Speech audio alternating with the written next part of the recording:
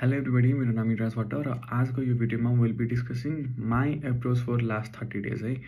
So यो लास्टको crucial टाइममा तपाईँले कसरी यो टाइमलाई बढी युटिलाइज गर्न सक्नुहुन्छ, के गर्यो भने के गरेन भने, या रिभिजन कसरी गर्यो भने तपाईँले नाम निस्किने प्रोबेबिलिटी बढाउन सक्नुहुन्छ, त्यो सबै कुराहरू हामी डिस्कस गर्नेछौँ।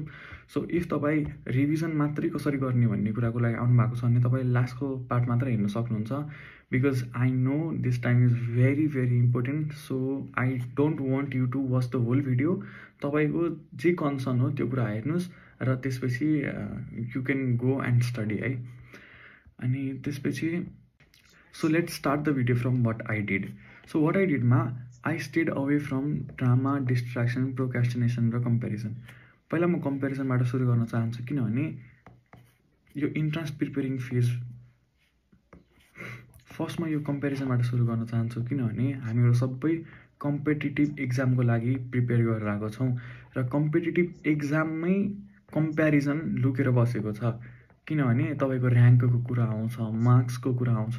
त्यही भएर अहिलेको यो लास्ट मन्थमा चाहिँ तपाईँ आफ्नो ऱ्याङ्क नहेर्नुहोस्, मार्क्स नहेर्नुहोस्, के पनि नहेर्नुहोस्, तपाईँको साथीले तपाईँभन्दा कति धेरै मार्क्स ल्याइरहेको छ त्यो पनि नहेर्नुहोस्।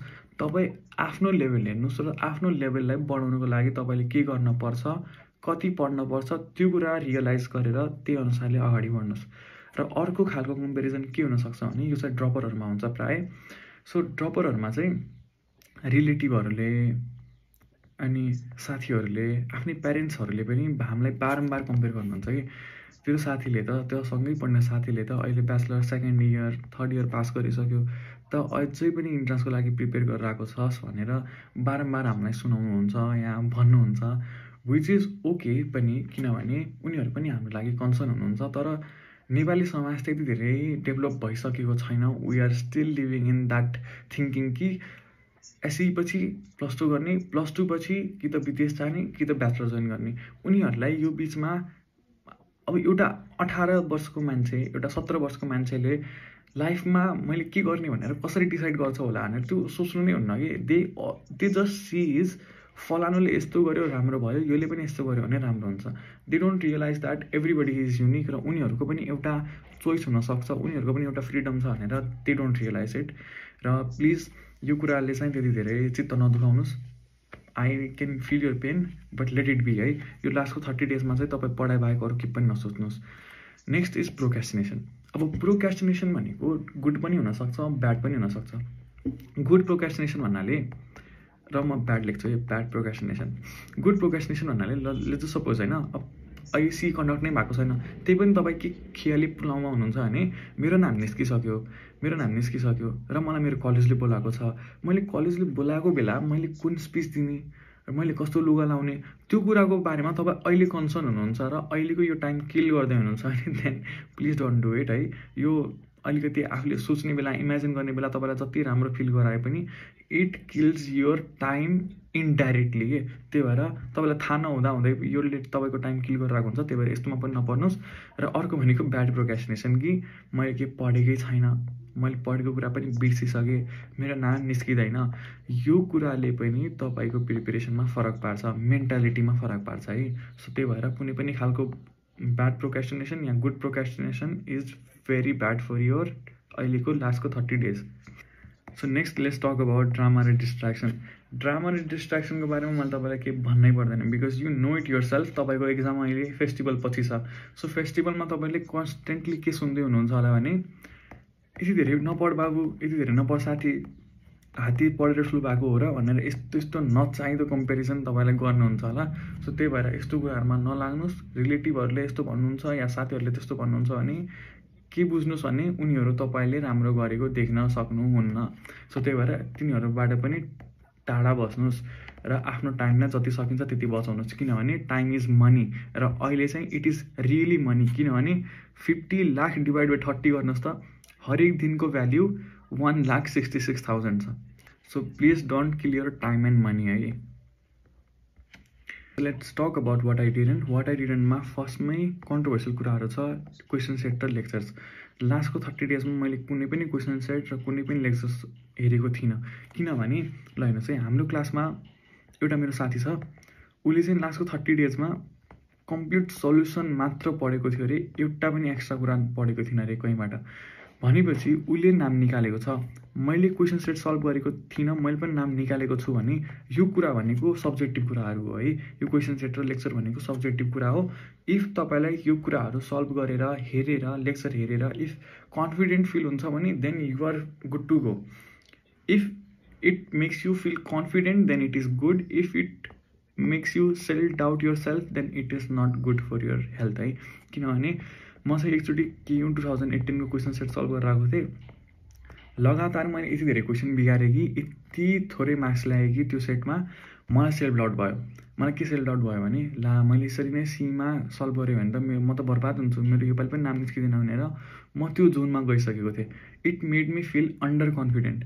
त्यही भएर मैले चाहिँ क्वेसन सेट सल्भ गर्न बन्द गरेँ। किनकि when it comes to your confidence stay away from anything that makes you feel under confident कि बिकज लास्टमा तपाईँलाई सीमा चाहिने भनेको नलेज र कन्फिडेन्स मात्र हो।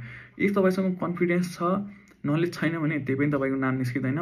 इफ तपाईँसँग नलेज छ तर कन्फिडेन्स छैन भने त्यति बेला पनि तपाईँको नाम निस्किँदैन है। सो नलेज र कन्फिडेन्स सीमा बोथ इम्पोर्टेन्ट छ।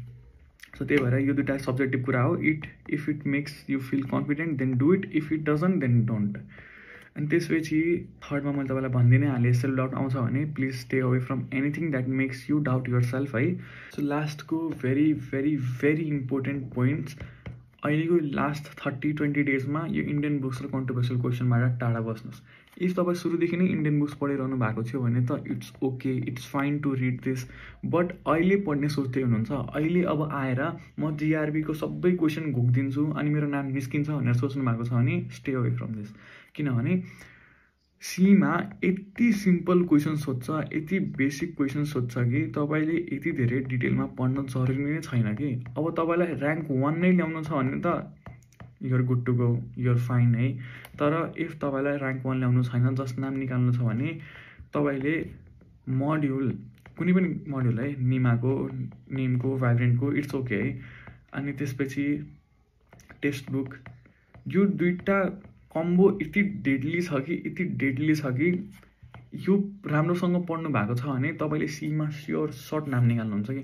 र अर्को कुरा के बुझ्नुहोस् भने quality will be every day है, any day, every day and any day more important or more greater than quantity. So focus more on quality, focus less on quantity. एक बुकलाई 1000 चोटि पढ्नुहोस्, 1000 बुक पढ्नुभन्दा it will be always beneficial. So next point is controversial क्वेसनबाट म अलिकति टाढा नै बसेको थिएँ। किन बसेको थिएँ भने म चाहिँ प्रायः के नोटिस गरेको छु भने हाम्रो स्टुडेन्टहरूको नेचर, हामीहरूलाई प्रायः इजी र सिम्पल कुरा भन्दा पनि हार्ड र कन्ट्रोभर्सियल क्वेसनले चाहिँ अलिकति एट्र्याक्ट गरिरहेको हुन्छ कि। मलाई अझै पनि एउटा क्वेसन याद छ, प्युरेस्ट फर्म अफ कार्बन भनेर सीमा पनि सोधेको थियो र मक टेस्टहरूमा पनि सोधिरहेको हुन्थ्यो। अब मक टेस्टमा कहिले डायमन्डमा एन्सर दिन्थ्यो है, कहिले डायमन्ड एन्सर भनेर दिन्थ्यो, कहिले एन्थ्रासाइड भनेर अप्सनमा एन्सर हुन्थ्यो। सो मैले एकचोटि महेश सरलाई सोधेँ क्वेसन, महेश सरले डायमन्ड हो भन्नुभयो। मैले त्यो दिनपछि एउटा के डिसाइड गरेँ भने नेममा सीमा इफ यो क्वेसनको एन्सर एन्थ्रासाइड भने पनि मलाई सरले डायमन्ड भनिसक्नु भएको छ, म डायमन्ड नै ल्याउँछु। सो यस्तो खालको ट्रस्ट पनि जरुरी छ है टिचरमा। किनभने मलाई सरले के भन्नुभएको छ भने यस्तो क्वेसन सोध्यो भने पनि 2-3 सोध्छ बाबु, यो 2-3 क्वेसनको लागि तिमी आफ्नो भ्यालुएबल टाइम वेस्ट नगर। किनभने यो 2-3 क्वेसन त अब रङ पनि हुनसक्छ, राइट पनि हुनसक्छ, that is not in your hand. Controversy नै छ भने we can not do anything in this. तिमी सिम्पल र बेसिक कुरा नबिगार, कन्ट्रोभर्सियल क्वेसन तिमीले बिगाऱ्यो भने पनि तिमीले नाम निकाल्छौ भन्नुभएको थियो। अनि I am very thankful to him. सरले यो भन्नुभयो, मैले फलो पनि गरेँ र नाम पनि निकालेँ है। सो त्यही भएर कन्ट्रोभर्सियल क्वेसनमा नलाग्नुहोस्। मैले प्रायः ग्रुपहरूमा पनि नोटिस गरिरहेको हुन्छ, जसरी एउटा क्वेसन छ the anti parallel nature of DNA is due to भनेर क्वेसन छ। त्यसमा एन्सरमा अब कसैले फस्फोडाइस्टर बन्ड भन्छ, कसैले हाइड्रोजन बन्डिङ पनि भन्छ। तर इफ तपाईँले एनइपीको टेक्स्ट बुक पढ्नु भएको छ भने what you will notice is त्यो एनइपीको टेक्स्ट बुकमा पनि के गिभन छ भने त्यसको एन्सर त्यो एक्ज्याक्ट क्वेसन छ है। एकचोटि तपाईँ एनइपीको टेक्स्ट बुक हेर्नुहोस्, त्यो एक्ज्याक्ट क्वेसन छ र त्यो एक्ज्याक्ट क्वेसनको एन्सर हाइड्रोजन बन्डिङ छ। जब तपाईँको टेक्स्ट बुकले नै हाइड्रोजन बन्डिङ भनिरहेको छ भने तपाईँ अरू कुराहरूमा चाहिँ किन इन्भल्भ हुने? हाइड्रोजन बन्डिङ लाउनुहोस्। इफ सीमा फस्फोडाइस्टर बन्डमा एन्सर छ भने पनि इट्स ओके कि त्यो क्वेसनले तपाईँको सिलेक्सनलाई केही पनि फरक पार्दैन। तपाईँको सिलेक्सनलाई फरक पार्ने भनेको यो 150 to 160 जुन इजी क्वेसन सोध्छ नि सीमा, यो क्वेसनले हो कि तपाईँको सिलेक्सनमा फरक पार्ने। यो इजी क्वेसनमा तपाईँले 140 to 150 पनि राइट गर्नुभएको छ भने 140 to 150 राइट गर्नुभएको छ भने बाँकी रहेको 40 हार्ड क्वेसन आइदियो भने पनि यो हार्ड क्वेसनमा तपाईँले 10-15वटा मिलाउनुहुन्छ र फाइनली नाम पनि निकाल्नुहुन्छ कि। सो त्यही भएर इजी क्वेसनले तपाईँको सिलेक्सन म्याटर गर्छ, हार्ड क्वेसन त सबैको लागि हार्ड नै त हो नि। So lastly the most awaited topic, how did I revise. यो टपिकको एन्सर पनि मैले धेरै भाइ बहिनीहरूलाई सोधिसकेँ, किनभने उनीहरूले मलाई पर्सनली मेसेज गर्नुभएको थियो। अनि उनीहरूलाई पनि मैले के भने I followed the book or note that I have been following। मैले जे कुरा गरिरहेको थिएँ, जे कुरा पढिरहेको थिएँ, लास्टको 30 डेजमा पनि मैले त्यही पढेँ। किनभने मैले तपाईँलाई अघि पनि भने I strongly believe in quality over quantity. पुरानो कुरा मैले राम्रोसँग रिभाइज गर्न सकेको छैन भने मैले नयाँ कुरा पढेर मैले कति नै खतरा सिग्निफिकेन्ट केही गर्न सक्छु त। सो म चाहिँ त्यो कुरामा विश्वास राख्छु है। त्यही भएर म चाहिँ रिभिजनको लागि त्यही कुराहरू फलो गरेँ। अब नेमको मोडल पढेर हुन्थेँ, टेक्स्ट बुक पढिरहेको हुन्थेँ है। अनि मलाई प्रायः भाइ बहिनीहरूले के सोध्नुहुन्छ भने दाइ लास्टको 30 डेजमा टेक्स्ट बुक पढ्न पाइन्छ, लास्टको 30 डेजमा मोडल पढ्न पाइन्छ भनेर भन्नुहुन्छ। म तपाईँलाई जस्ट एउटा इक्जाम्पल दिन्छु है। मैले यो हाइड्रोकार्बन भन्ने एउटा टपिक छ अर्ग्यानिक केमिस्ट्रीमा, नेमको मोडलमा। यो टपिक तपाईँ इफ तपाईँसँग यो बुक छ भने पहिलाको मोडलमा है, आज भोलिको मोडलमा कति पेजेस छ थाहा छैन, पहिलाको मोडलमा 56 पेजेस थियो। 56 पेजेस देख्ने बेला मलाई इनिसियली के रियलाइज भयो भने यो त मैले सक्दिनँ यार, यो त no way. 56 pages for 1 to 2 marks, no way, I am not going to do it, I can not do this भनेर मलाई इनिसियली यो फिल भयो कि। तर पढ्दा पढ्दै मलाई यो च्याप्टर सकाउन 12 दिन लाग्यो। 12 दिन लाग्यो। अब कसरी लाग्यो भनेपछि म डेली अर्ग्यानिक केमिस्ट्री 2 आवर पढ्थेँ। अब कसरी पढ्थेँ भनेपछि जसरी आज मैले 3वटा पेज पढेँ भने भोलि त्यो पढिसकेको छु भनेर म छोड्दिनँ थिएँ कि भोलि पनि म 3वटा पेज पढ्थेँ र आजको लागि भनेर एक्स्ट्रा 3वटा पेज पढ्थेँ। भनेपछि टोटल 6वटा पेज। नेक्स्ट डे म यो 6वटा पेज रिभाइज गर्थेँ, त्यसपछि 3वटा पेज एक्स्ट्रा पढ्थेँ। यसरी गर्दा गर्दै मैले 12th डेमा होल च्याप्टर भ्याएँ। सरप्राइजिङली 13th डे यो होल च्याप्टर पढ्ने बेला मलाई 1.5 आवर मात्र लाग्यो। हेर्नुहोस् त, इनिसियली 12 दिन रिभाइज पढ्न लागेको टपिक मलाई रिभाइज गर्ने बेला 1.5 आवर मात्र लाग्यो। So this is the power of revision क्या। So this is the power of revision र रिपिटेसन। जति बल्की भए पनि, जति लेन्दी भए पनि त्यो टपिक तपाईँले राम्रोसँग पढ्नु भएको छ भने रिभिजन गर्ने बेला टाइम लाग्दैन कि। त्यही भएर जुन कुरा पढ्नु भएको छ त्यही कुरा पढ्नुहोस्। मोड्युल पनि भ्याइन्छ। मैले नेमको मोड्युल लास्टको 30 डेजमा कम्तीमा पनि 3 कि 4 चोटि पढेको थिएँ कि, सबै इन्डिभिजुअल, बोटनी, जुलोजी, सबै कुराहरू। त्यही भएर प्लिज यो अल्छी मानेर चाहिँ नछोड्नुहोस्, अलिकति ब्रेभ हुनुहोस्, अलिकति आफूमा विश्वास राख्नुहोस् है। र अर्को मोस्ट आस्क्ड क्वेसन हो, तपाईँले पिवाइक्युजहरू कहाँबाट गर्नुभएको थियो दाइ? भाइ बहिनीहरू, मैले पिवाइक्युजहरू नेमकै मोड्युलमाबाट गरेको थिएँ। किनभने नेमको मोड्युलमा एउटा नेमको मोड्युल होस् या कुनै पनि मोड्युल होस् है, यो कुन टपिक आयो, यो आयो हाम्रो एनिमल टिस्यु आयो। एनिमल टिस्युको ल हेर्नुहोस् है, यहाँ अब अलिकति उल्टो देखिन्छ होला। यो क्वेसन फ्रम कम्पिटिटिभ एक्जाम भनेर टपिक छ र यसको यो साइडमा हेर्नुहोस् त एमओई, आइआइएम, दायाँ बायाँ लेखेको यो कुराहरू हेर्नुहोस् त, यो भनेकै पास्ट क्वेसन हो कि। अब अलरेडी तपाईँको मोड्युलमै पास्ट क्वेसन गिभन छ भने त्यसको लागि सेपरेट बुक किन्न पर्छ जस्तो लाग्दैन है मलाई। र इफ यो क्वेसनहरू तपाईँलाई सल्भ गरिसक्नु भएको छ, अब तपाईँलाई नयाँ क्वेसनहरू ट्राई गर्नु छ भने त अभियसली पनि इट्स ओके। तर यो क्वेसनहरू नै सल्भ गर्नुभएको छैन, तपाईँलाई डेडिकेटेड बुक चाहियो, it's just about your satisfaction हो भने please stay away from this. Satisfaction भन्दा पनि सिलेक्सनमा ध्यान राख्नुहोस् है। सिलेक्सन भनेको कन्फिडेन्सको साथ आउँछ, नलेजको साथ आउँछ र चेस नलेज एन्ड कन्फिडेन्स, र बाँकी सबै कुरा भनेको धुवा धुलो मात्र हो, उडाइदिनुहोस्। And lastly for a slight pinch of motivation I have this picture. यो पिक्चर चाहिँ मलाई मेरो कलेजले वेलकम प्रोग्राममा बोलाएको बेला खिचेको पिक्चर हो। एन्ड यो हामी सबै एस्पिरेन्टहरूको ड्रिम मोमेन्ट त हो नि, हो कि होइन? जसरी कि हामी यति धेरै मिहिनेत गरिरहेको छौँ, यति धेरै स्लिपलेस छौँ, यति धेरै टायर्ड छौँ, तर किन छौँ त? यही मोमेन्टको लागि त हो नि, ताकि हामी आफूलाई सोसाइटीको अगाडि, रिलेटिभहरूको अगाडि, प्यारेन्ट्सहरूको अगाडि प्राउडली रिप्रेजेन्ट गर्न सकौँ। हो किन लाइफमा केही कुरा अचिभ गर्न सकौँ। यही मोमेन्टको लागि हामी त्यति धेरै मिहिनेत गरेर आएको छौँ र जुन दिन मैले यो कुरा अचिभ गरेँ I was so damn happy के।